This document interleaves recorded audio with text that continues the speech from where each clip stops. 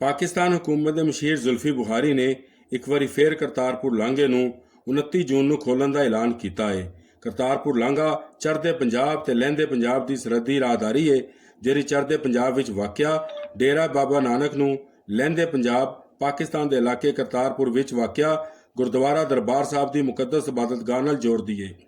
ਇਸ ਲਾਂਘੇ ਦਾ ਮਕਸਦ ਚੜ੍ਹਦੇ ਪੰਜਾਬ ਦੇ ਮਜ਼ਹਬੀ ਅਕੀਦਤਮੰਦਾਂ ਲਈ ਪਾਕ ਭਾਰਤ ਸਰਹੱਦ ਦੇ ਨੇੜੇ 4.7 ਕਿਲੋਮੀਟਰ ਦੂਰ ਵਾਕਿਆ ਗੁਰਦੁਆਰਾ ਦਰਬਾਰ ਸਾਹਿਬ ਕਰਤਾਰਪੁਰ ਦੀ ਜ਼ਿਆਰਤ ਕਰਨ ਵਿੱਚ ਆਸਾਨੀ ਪੈਦਾ ਕਰਨਾ ਹੈ।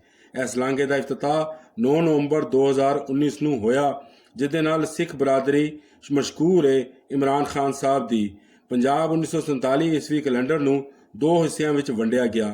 ਪਾਕਿਸਤਾਨ ਵਿੱਚ ਰਹਿ ਰਹੇ ਸਿੱਖ ਤੇ ਹਿੰਦੂ ਆਪਣੀ ਕੀਮਤੀ ਜਾਇਦਾਦਾਂ ਤੇ ਮਜ਼ਹਬੀ ਮੁਕਾਮ ਛੱਡ ਕੇ ਭਾਰਤ ਵੱਲ ਟੁਰ ਪਏ, ਜਦੋਂ ਕਿ ਭਾਰਤ ਵਿੱਚ ਰਹਿਣ ਵਾਲੇ ਬਹੁਤ ਸਾਰੇ ਮੁਸਲਮਾਨ ਆਪਣੇ ਮਜ਼ਹਬ ਛੱਡ ਕੇ ਪਾਕਿਸਤਾਨ ਆ ਗਏ। ਇਸ ਤੋਂ ਬਾਅਦ 71 ਸਾਲ ਤੱਕ ਇਹ ਲਾਂਘਾ ਬੰਦ ਰਿਹਾ, ਜਿਹਦੀ ਵਜ੍ਹਾ ਨਾਲ ਸਿੱਖ ਯਾਤਰੀ ਇੱਥੇ ਆਉਣ ਨੂੰ ਤਰਸਦੇ ਰਹੇ। ਉਹ ਸਰਹੱਦ ਤੱਕ ਤੇ ਆਉਂਦੇ ਸਨ, ਲੇਕਿਨ ਉਹਨਾਂ ਨੂੰ ਅੱਗੇ ਆਉਣ ਦੀ ਇਜਾਜ਼ਤ ਨਹੀਂ ਸੀ। ਇਸ ਕੰਮ ਵੱਲ ਜਦੋਂ ਪਾਕਿਸਤਾਨੀ ਗੌਰਮੈਂਟ ਨੇ ਧਿਆਨ ਕੀਤਾ ਤੇ ਉਹਨਾਂ ਨੇ ਕਰਤਾਰਪੁਰ ਲਾਂਘਾ ਰਾਹਦਾਰੀ ਬਣਾਉਣ ਦਾ ਐਲਾਨ ਕੀਤਾ, ਜਿਹਦੇ ਮੁਤਾਬਿਕ ਭਾਰਤ ਤੋਂ ਆਉਣ ਵਾਲੇ ਸਿੱਖ ਯਾਤਰੀਆਂ ਨੂੰ ਇੱਕ ਮਖਸੂਸ ਰਸਤੇ ਦੇ ਜ਼ਰੀਏ ਕਰਤਾਰਪੁਰ ਦਰਬਾਰ ਸਾਹਿਬ ਤੱਕ ਲਾਇਆ ਜਾਏਗਾ ਔਰ ਉੱਥੇ ਜਾ ਕੇ ਉਹਨਾਂ ਨੂੰ ਸਲਾਮ ਕਰਨ ਜਾਂ ਹਾਜ਼ਰੀ ਦੇਣ ਦਾ ਮੌਕਾ ਦਿੱਤਾ ਜਾਏਗਾ ਔਰ ਉੱਥੋਂ ਹੀ ਸਾਰੇ ਸਿੱਖ ਯਾਤਰੀ ਵਾਪਸ ਚਲੇ ਜਾਣਗੇ। 29 ਤਰੀਕ ਨੂੰ ਜਦੋਂ ਇਹਦਾ ਇਫਤਤਾਹ ਹੋਇਆ ਤਾਂ ਉਸ ਵਕਤ ਭਾਰਤ ਤੋਂ ਬੇਸ਼ੁਮਾਰ ਸਿੱਖ ਯਾਤਰੀ ਆਏ ਔਰ ਉਹਨਾਂ ਨੇ ਦਰਬਾਰ ਸਾਹਿਬ ਦੀ ਪਹਿਲੀ ਦਫਾ ਜ਼ਿਆਰਤ ਕੀਤੀ ਔਰ ਉਹਨਾਂ ਨੇ ਸ਼ੁਕਰੀਆ ਅਦਾ ਕੀਤਾ ਪਾਕਿਸਤਾਨ ਦਾ। ਹੁਣ ਜਦੋਂ ਕਿ ਕਰੋਨਾ ਵਾਇਰਸ ਸੀ ਤੇ ਬੰਦ ਕਰ ਦਿੱਤਾ ਗਿਆ ਸੀ ਇਹ ਲਾਂਘੇ ਨੂੰ ਦੁਬਾਰਾ ਖੋਲ੍ਹਣ ਦਾ ਐਲਾਨ ਕਰ ਦਿੱਤਾ ਗਿਆ ਹੈ। ਇਸ ਵੇਲੇ ਉੱਥੇ ਸਫਾਈਆਂ ਜਾਰੀ ਨੇ, ਉੱਥੇ ਲੰਗਰਖਾਨੇ ਦੀ ਤਜ਼ੀਨੋ ਆਰਾਇਸ਼ ਕੀਤੀ ਜਾ ਰਹੀ ਹੈ ਔਰ ਉਹਨੂੰ ਸਜਾਇਆ ਬਣਾਇਆ ਜਾ ਰਿਹਾ ਹੈ ਤਾਂ ਕਿ ਜਿਹੜੇ ਸਿੱਖ ਯਾਤਰੀ ਭਾਰਤ ਤੋਂ ਆਉਣ ਉਹ ਆਉਂਦਿਆਂ ਆਪਣੀ ਹਾਜ਼ਰੀ ਦੇਣ ਔਰ ਇੱਕ ਦਿਨ ਦੇ ਅੰਦਰ ਅੰਦਰ ਵਾਪਸ ਚਲੇ ਜਾਣ।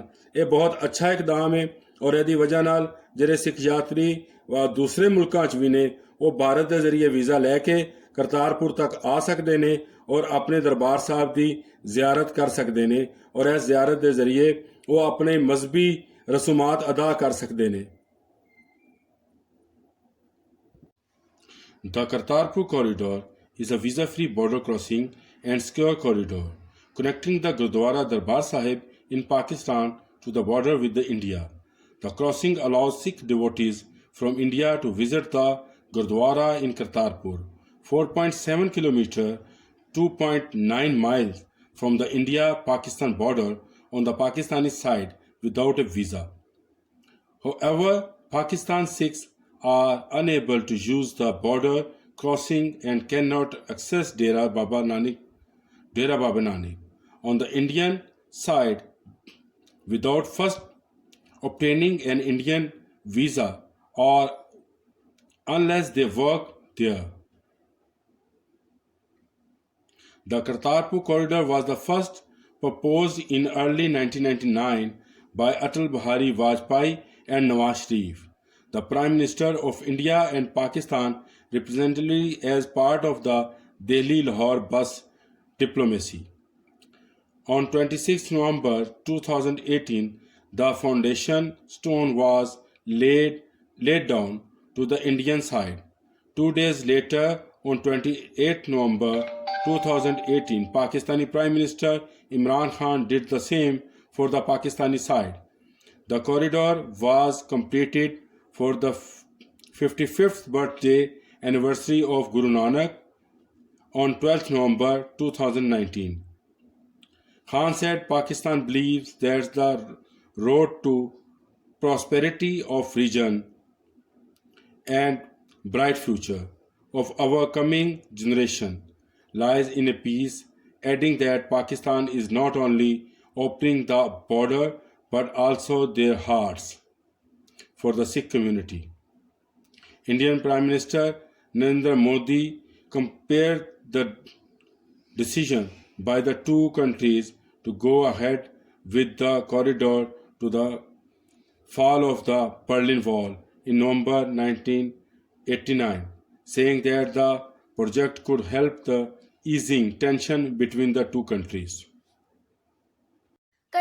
راہداری بھارت اور پاکستان کے مابین مجوزہ سرحدی راہداری ہے جو بھارتی پنجاب میں واقع ڈیرہ بابا نانک صاحب کو پاکستان کے علاقے کرتارپور میں واقع گردوارہ دربار صاحب کے مقدس عبادت گاہ سے منسلک کرے گی۔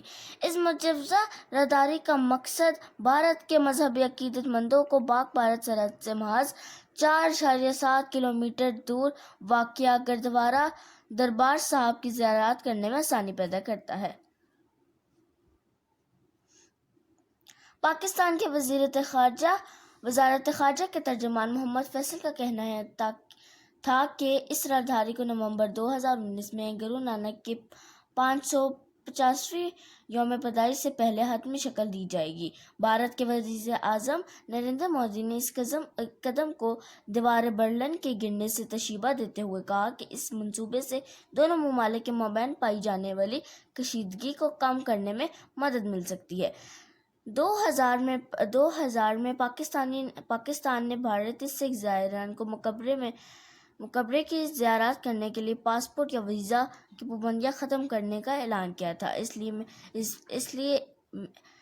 لیے میں سرحد کے بھارتی طرف ایک پل کی تعمیر کا عندیہ بھی دیا تھا۔ اگست 2018 میں پنجاب کے وزیر اور سابق MP سدھو نے اعلان کیا کہ پاکستانی جنرل قمر جاوید باجوہ نے انہیں بتایا ہے کہ پاکستان کرتارپور کی راہداری کھول دے گا۔ 26 نومبر 2018 کو بھارتی نائب صدر وینکیا نائیڈو نے بھارتی پنجاب کے ضلع گوردھسپور کے گاؤں منن میں ڈیرہ بابا نانک کرتارپور صاحب راہداری کی بنیاد رکھی۔ 28 نومبر 2018 کو پاکستانی وزیر اعظم عمران خان نے پاکستان پنجاب کے ضلع نارووال کے قریب کرتارپور گاؤں میں اس راہداری کی سنگ بنیاد رکھی۔ اس موقع پر دو بھارتی وزیر ہرسمرت کور بادل اور ہردیپ سنگھ پوری پاکستان میں موجود تھے۔ نجوت سنگھ سدھی اور امرتسر MP گرجیت سنگھ اور اجالا بھی اس تقریب میں شامل ہوئے۔